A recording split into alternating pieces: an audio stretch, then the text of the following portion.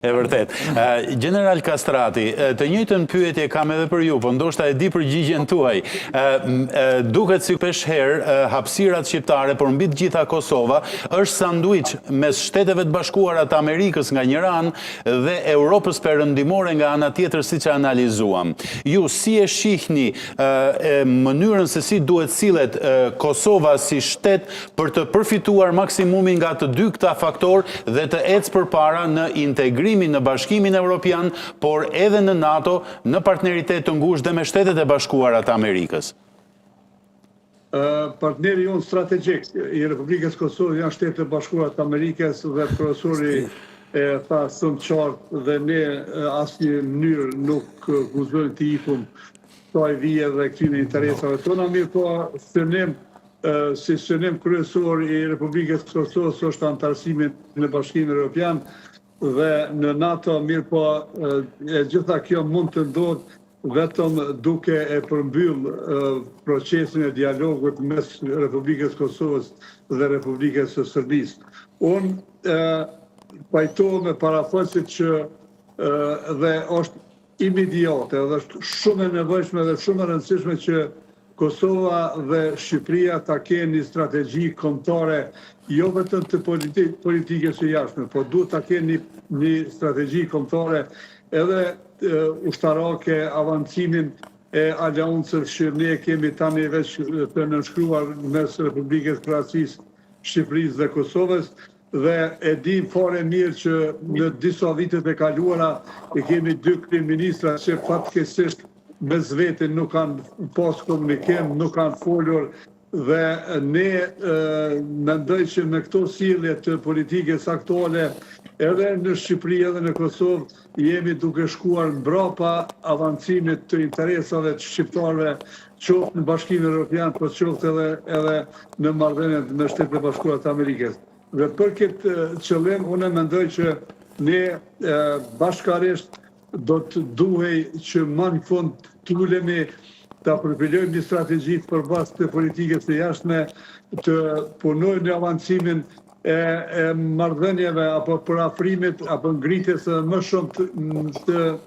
interesat tona me Shtetet e Bashkuara të Amerikës dhe me shtetet e fuqishme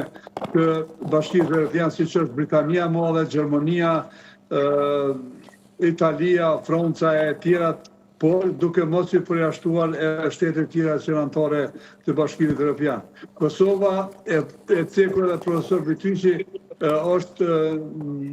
në nivel të duhur me legjislaturën e vet, gjitha ligjet dhe gjitha ato procedurat shtetërore që kemi ndërtuar deri më tani kemi në vijim me Bashkimin Evropian dhe me botën perëndimore, dhe unë mendoj që me përfundimin e marrëveshjes Kosovë-Serbi, Kosova do të jetë shumë afër dhe shumë pranë Bashkimit Evropian dhe arritjes së aspiratave të lehta. Po na bëni xheloz në këtej nga Shqipëria. Por, general, e përmendët pak më herët marrëveshjen trilaterale Shqipëri, Kosovë dhe Kroaci. Ndërkohë doja t'ju pyesja sepse në mënyrë specifike Ministria e Mbrojtjes e Serbisë, shefi i shtabit të ushtrisë serbe, presidenti Vučić, ministri i Mbrojtjes, ministri i Brendshëm reagojnë me agresivitet, ndërkohë që në Tiranë vetëm 10 ditë më parë u mblodhën shefat e shtabit të 3 ushtrive tona. Si e vlerësoni ju këtë marrëveshje që po konkretizohet, madje informacionet që kam thonë që do të ketë edhe një stërvitje të përbashkët ushtarake që do të zhvillohet ndoshta nga maj-prilli në Kroaci. Pse ky shqetësim kaq i madh i Serbisë kur bëhet fjalë për një marrëveshje të tillë dhe për një intensifikim të raporteve, ndërkohë që dy janë shtete anëtare të NATO-s dhe Kosova e ka NATO-n brenda? Unë pasi e kuptoj gjuhën serbo-kroate, kam studiuar atje, kam jetuar në Kroaci, unë sot dhe ndëgjova një lajm edhe akoma më të brishtë, më të keq, se ju që thatë se Serbia vetëm veç është duke bërë plane se nga cila drejtime do të sulmohet nga 2 drejtime, drejtimi i Kroacisë dhe drejtimi nga Kosova, por unë e them me përgjithësi plot, sepse kam miq edhe brenda Ministrisë Mbrojtjes, edhe brenda forcat tona të armatosura, edhe brenda Qeverisë së Republikës Kosovës, dhe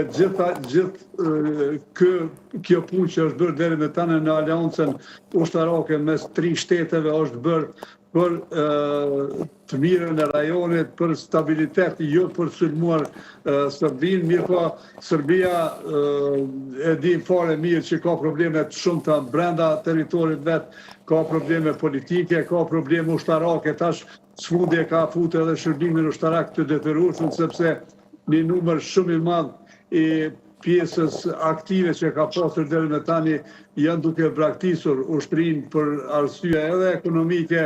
për arsye të tjera, dhe për atë arsye në mendoj që Serbia është duke mbajtur një nacionalizëm të gjallë brenda Serbisë për të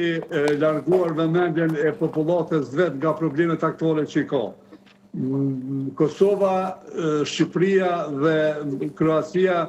si vjet do të organizojnë një ushtrim që do të jetë ushtrimi i parë dhe uroj që mos jetë i fundit, sepse duhet avancuar kjo aleancë dhe në anën tjetër po e them haptas që nëse Serbia akoma pretendon edhe punon që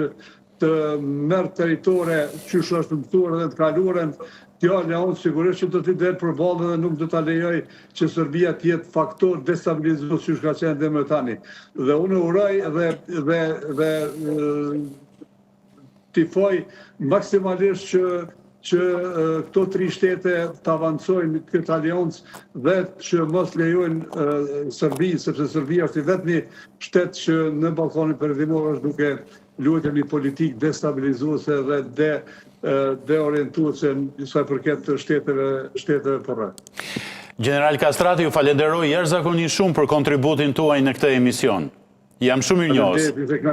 Faleminderit. Faleminderit. Selam, të njëjtën